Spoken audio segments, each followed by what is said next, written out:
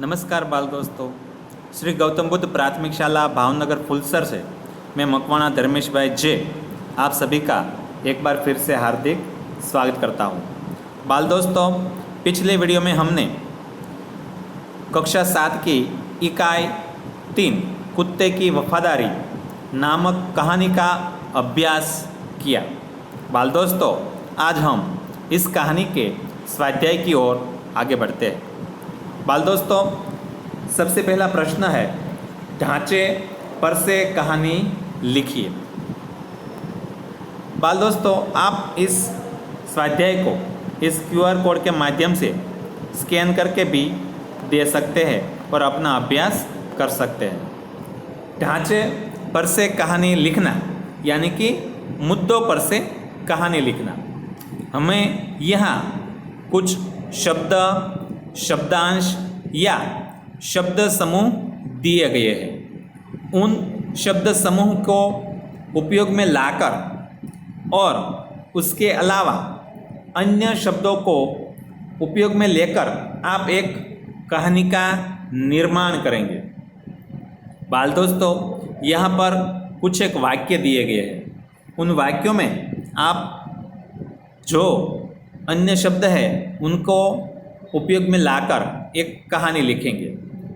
जैसे कि एक नौकर द्वारा हार चोरी करना, सेठ का सभी नौकरों से पूछना, किसी का चोरी कबूल न करना, सेठ द्वारा युक्ति करना, प्रत्येक को 7-7 इंच की लकड़ी देना, जादू की छड़ी होने की बात कहना, दूसरे दिन दिखाने को कहना, चोर की लकड़ी 1 इंच बढ़ जाएगी, घर जाकर हार चुराने वाले नौकर का 1 इंच लकड़ी काटना, दूसरे दिन चोर को पकड़ा जाना। बाल दोस्तों, इन शब्दों के माध्यम से आपको एक कहानी का निर्माण करना है। मैंने आपकी मदद के लिए शुरुआत के कुछ एक वाक्य तैयार किए हैं। जैसे, रामपुर नाम का एक गांव था। उस गांव में माणिकलाल नाम के एक सेठ रहता था। उसके यहाँ बहुत सारे नौकर काम करते थे। इस प्रकार आप कहानी को आगे बढ़ाएंगे। बाल दोस्तों, आपको इस कहानी के शीर्षक को भी लिखना है और अंत में कहानी का सारांश या भावार्थ भी लिखना है। बहुत ही सरल है, आप उन वाक्यों का उपयोग करके कहानी लिख सकेंगे। बाल दोस्तों, प्रश्न दूसरा है, प्रश्नों के उत्तर लिखिए। प्रश्न पहला, रात को कुत्ता पड़ाव की रखवाली कैसे करता था? बाल दोस्तों, रात को कुत्ता किस प्रकार अपने मालिक लाखा बंजारे के पड़ाव की रखवाली करता था? यदि कोई दूर दूर आवाज़ आती तो वह झट से जाग जाता और भौंकने लगता। कोई अनजाना व्यक्ति प्राणी उस ओर आने का प्रयत्न करता तो वह भौंककर अपने मालिक लाखा बंजारा को उठा देता। तो इस प्रकार हम कह सकते हैं कि कुत्ता रात को रखवाली करता था। दूसरा प्रश्न है, सेठ ने बंजारे के साथ कौन सी शर्त रखी? आप अच्छी तरह से जानते हैं कि सेठ बंजारे के पास एक चीज़ मांगता है, तो वह कौन सी शर्त थी जिसमें लाखा बंजारे के पास से वह चीज़ ले ली?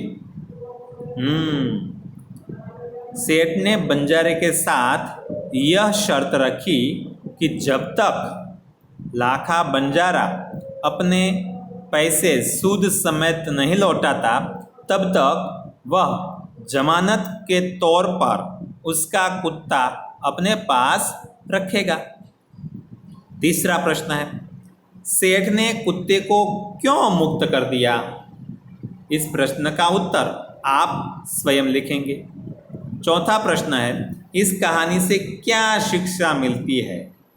हमें इस कहानी से क्या शिक्षा मिलती है, कैसा बोध मिलता है, हमें इस कहानी से क्या सीखने को मिला, वह आपको यहाँ पर लिखना है। बाल दोस्तों, हमने आगे भी लिंग के बारे में जाना, तो यहाँ पर एक और प्रवृत्ति है। नीचे दिए गए वाक्यों में रेखांकित शब्द का लिंग परिवर्तन करके वाक्य फिर से लिखिए।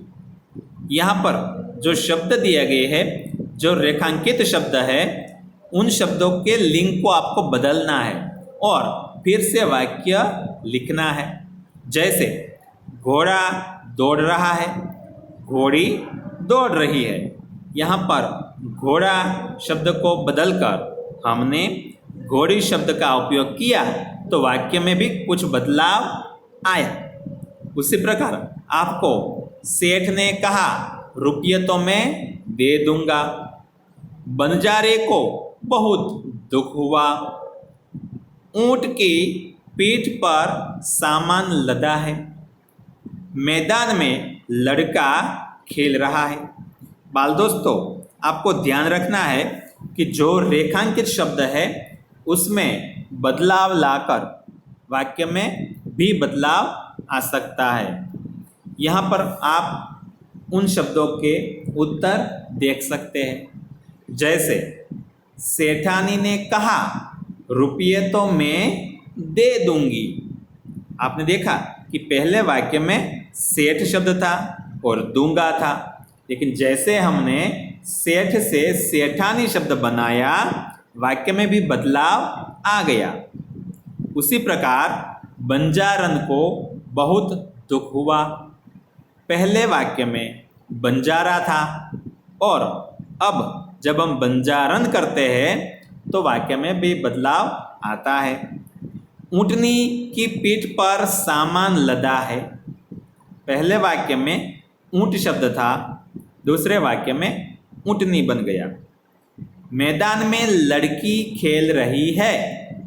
पहले वाक्य में मैदान में लड़का खेल रहा है था, जो अब मैदान में लड़की खेल रही है बन गया। बाल दोस्तों, लिंग परिवर्तन के लिए एक और प्रवृत्ति है कि वाक्य में से लिंग आधारित शब्दों के जोड़े मिलाइए और उनका वाक्य में प्रयोग कीजिए। यहाँ पर कुछ एक शब्द दिए गए हैं, जैसे शिष्य, नागिन, शिक्षक, घोड़ा, गाय, देव, बैल, शिष्या, घोड़ी, शिक्षिका, देवी और नाग। बाल दोस्तों, आपको इन शब्दों की जोड़ मिलानी है और जोड़ मिलाने के बाद उनका वाक्य में प्रयोग करना है। जैसे गाय, बैल। वाक्य प्रयोग में गाय का दूध सेहत के लिए अच्छा है। वाक्य प्रयोग दूसरा, बैल किसान का दोस्त है। तो इस प्रकार हम गाय और बैल शब्द का उपयोग करके उनका वाक्य में प्रयोग कर सकते हैं।